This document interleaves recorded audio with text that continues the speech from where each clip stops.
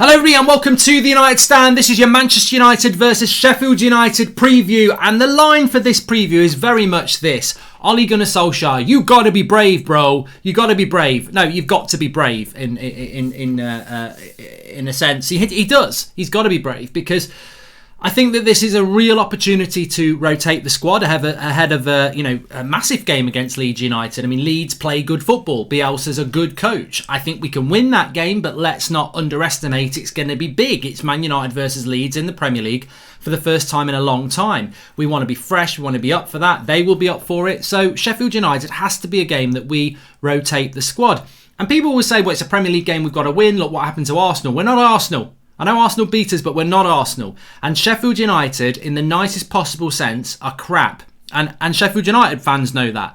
They're really struggling. They've taken one point from 12 games. That's horrific. Absolutely horrific. Fantastic side last season, but this season they're really struggling. And yeah, fine margins. Some of the games, they've missed chances. They've been fine margins.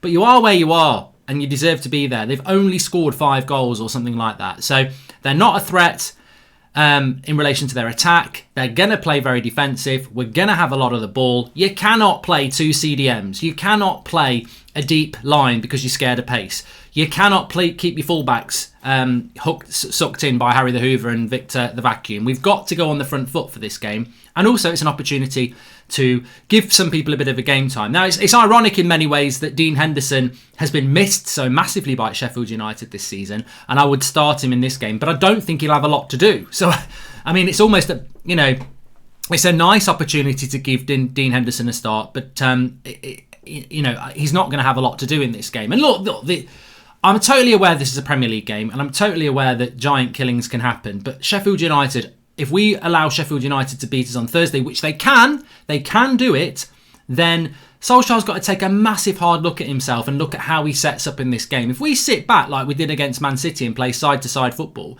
and allow them to get further up the pitch, then we're inviting them on.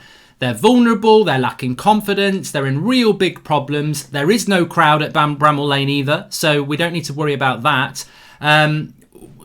It's there for Manchester United to go and win the game, and I think that is what we need to do from this game. But also I think that you've got to do it in the right way. He's got to be brave. Now, Sheffield United's problems, and I think you could write a book on this, what's gone wrong with Sheffield United. Now, fortunately, I was never one of those people who said I want Chris Wilder as a Man United manager. Did very, very good at Sheffield United last season, but did it in a way that wouldn't fit in with a top 4 club. I mean, it was a back 5, hard working, they played down the channels and split their fullbacks.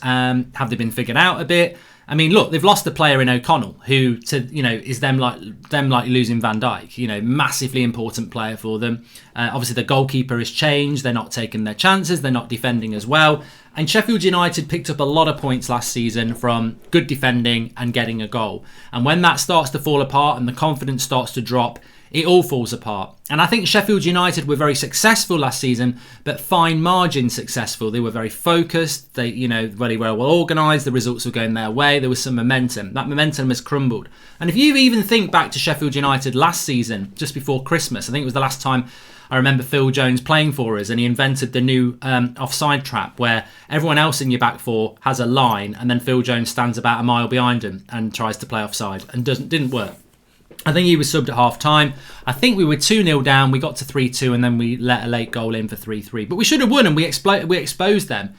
We can massively expose them now. They're not the team that they were last season, and they're vulnerable, as I said. So how would you line up in this game? Well, for me, Cavani will be fit, so Cavani starts. Cavani starts because he's missed a couple of games, and we need to get his sharpness back. We've got some big games coming up over Christmas and the next couple of weeks. So you get Cavani into a game like this where there's not so much pressure, but he might pick up a goal or two and, get that sharpness back. So I start Cavani in this game. I put Martial on the left and I put Rashford on the right because I think that we've forgotten that Rashford off the right before Cavani got injured and Martial can play off the left and you can interchange.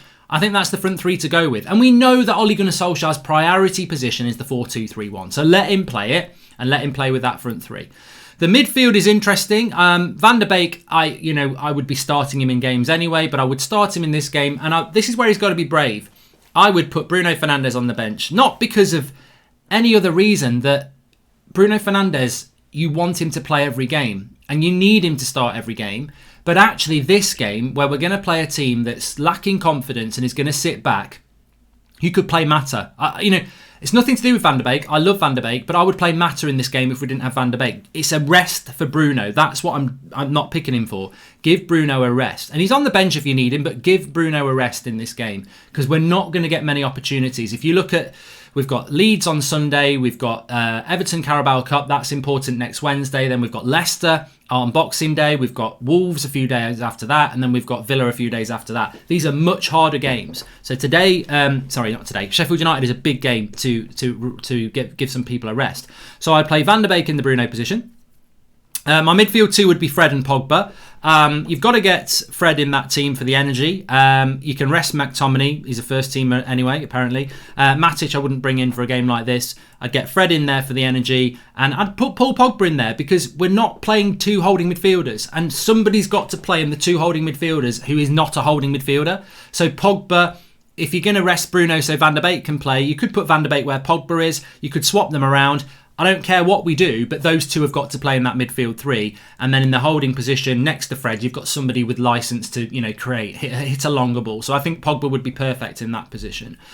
Telles has got to play at left back. He's an attacking left back. He's one of the best attacking left backs in football. Get him on the left-hand side against Sheffield United and let's see what Telles can do. I think we've brought Telles in. We've not given him the opportunity to see what he can do yet. He's going to attack. Get him attacking down that left-hand side. Wan-Bissaka plays on the right-hand side. He's got to get forward a lot. And then you're going to leave Lindelof and Maguire at the back to deal with any breaks. No, you're not. You're going to go a little bit braver, Ollie. You're going to go a little bit braver and you're going to say, you know what? Fullbacks bomb on. You know what? Fred and Pogba press. Press them high up the pitch. Because you know what? We're not scared about the ball over the top because we're going to try something that a lot of people have spoken about before, and it's the perfect game to try it. In a game where we're not going to be under a lot of pressure, and the only thing we need to worry about really is being caught on the break or set pieces. Well, you've got Harry Maguire for set pieces and you've got Luke Shaw for the pace. And you try Luke Shaw next to Harry Maguire as a centre-back pairing, and it releases your fullbacks and it releases your CDMs from having to bubble wrap Victor Lindelof and Harry Maguire because Luke Shaw is quick. I think this is the game to try it. And if it's not Luke Shaw, try Twan Sebi or try Eric Bailly. But rest one of those centre-backs and put a quick centre-back there. Because we're not going to get a game like this for a long time where we're playing a team that couldn't score if you ever give them an open goal. And look, I know, of course they would score. But the point is they've scored 5 goals in 12 games. They're not going to attack us. And even if they do, they've not really got a cutting edge based on the stats of this season. So don't play Lindelof and Maguire. For one, they need a rest, one of them does. And for two, we don't need to play them. And if we play a quick centre-back next to the other, then we can play a higher line. So I would go with that team. And obviously Dean Henderson in goal. As I said, realistically, if Dean Henderson needs a game, give it him in this game. Because it's a game where it's a guaranteed clean sheet. It's got to be, hasn't it? They've scored 5 goals in their last 12 Premier League games. It's a guaranteed clean sheet, and it's an easy game where you can say to De Gea, look, I'm not dropping you, I'm resting you, and I'm going to give Dean Henderson a run out. So I think it's a perfect game to give Dean Henderson a game as well. But there's a lot of change in that team. I don't for 1 minute think he's going to pick that team, by the way. I wouldn't be surprised if he went with the same team again in the Manchester Derby. But these are the sort of games where Ole Gunnar Solskjaer needs to be brave. And I'll tell you what, I'd even be braver than that. I think these are the sort of games where you could even put Palestri on the bench, and if you're 3-0 up with half an hour to go, you give him his first half an hour in Premier League football. That's what I would be thinking about this game. In no way disrespect Sheffield United. Don't go and do that. Don't disrespect them. But go out there to beat them, and go out there to beat them well, and go out there to build confidence and momentum, and go out there and get some of your players that have not quite had enough game time, not really had the chance to perform. Get them out there and go on the front foot. I'm telling you, Sheffield United, they're going to sit deep. They're not going to cause as many issues. And we can really put a team out there that rests players, but gives players an opportunity. Telles, get him bombing forward. Van der Beek and Pogba, let them be more creative. Rashford, Cavani and Martial as a front three. Look, it's exciting when you talk about it. Telles bombing forward. Martial off the left. Rashford off the right. Cavani in the box. Pogba, Van der Beek, Fred. It's energetic, it's fast, it's quick. And you know what? This is what we want to see anyway. Why pick McTominay or Matic and slow it down? Why give Mata a game and slow it down? Why play Victor Lindelof and Harry Maguire and push our centre-backs further back and, maybe let McTominay stand in front of them? We don't need to do that. It's a Premier League game and you've got to respect the opposition. And look, they are capable of winning this game, but they're only capable of winning this game if they win it 1-0 or 2-1. They're not capable of beating us 4-3. And there's your hint. You take this game to Sheffield United. You go to score goals knowing that they let a lot of goals in and they don't score many at the other end. If we allow this game to be tight and tactical and like a chess game like we did against Man City, we could be walking into a trap of dropping points here, whether it's a 0-0 or a 1-0. You've got to go forward. You've got to be brave. And to do that, you've got to have pace behind you. Will Fred and Pogba give you some pace in the midfield? And also, you put Luke Shaw next to Harry Maguire and you've got that pace centrally, or you play Twansebi or you play Bailly. Now, I'm sure a lot of people aren't going to go with that team that I've put there, but it does hopefully demonstrate the mindset we need to go into this game. There's an opportunity to rest Bruno. There's an opportunity to rest Rashford if you want. You could even play Lingard or Greenwood.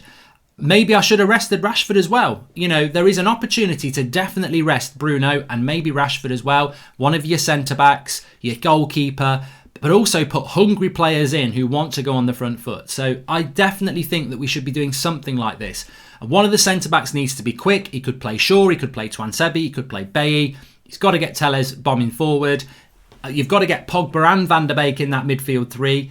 And you've got to get Cavani on the pitch if he's fit, with Martial off the left and maybe Rashford off the right. If you want to rest him, you can play Greenwood. And I think we win this game 3-0. 3-0. I think it's that sort of a game. I'd be disappointed if... But it's all about how Ollie approaches it. But I think you go and win this game 3-0. And that's what we need. I mean, Sheffield United is nothing more than 3 points. That's the mindset we should have. Anything less than that would be massively disappointing. And then you take your confidence and your momentum into Leeds. And I would like to see a team like that win comfortably 3 or 4-0, so that then the days before the Leeds game, you're going, oh, you know what? Bruno's got to come back into the team. But what do you do about Donny? What do you do about Pogba? What do you do about Fred? Cavani was brilliant. Martial was good as well. What do you do? And they're the problems that you create. Because the problems we've got at the moment is good result against Man City, terrible result against Leipzig. But are we buzzing going, oh, he's got problems. Who do you take out of that Man City side? We've not got that problem. We've got this... God, it was boring though, wasn't it? We played 6 defenders. We played side-to-side football. We didn't move the ball quick enough. We didn't get Bruno or Pogba on the ball. Rashford and Greenwood were virtually starved of anything. Let's get a result against Sheffield United where we're like, oh, God, I want him to play. It's only a win. And I think we very rarely go into a game as United fans totally confident we're going to win. And let's not be arrogant. Anything can happen. And Sheffield United might take this as, oh, look at the disrespect. Let's be up for it. And they will be up for it. But we know that we've got to win this game. We know we can win this game. Let's go out there and win it in a brave way. That's what I'm saying. Anyway, a quick preview because it's a weird old week with Thursday night football and Ollie's presser tomorrow. That's how I think we should do it. Really, I want to see how you would do it. There's lots and lots of ways we could line up. Get your thoughts in the comments. Who would you rest? Who would you start? How would you do it? Do you agree with me? Have you got your own thoughts? Get in the comments and give us your thoughts. Smash a like on the video. Subscribe if you're new. And remember, we've got a special guest tonight on the Flex and KG show. It's me. It's going to be banter. Speak to you in a bit.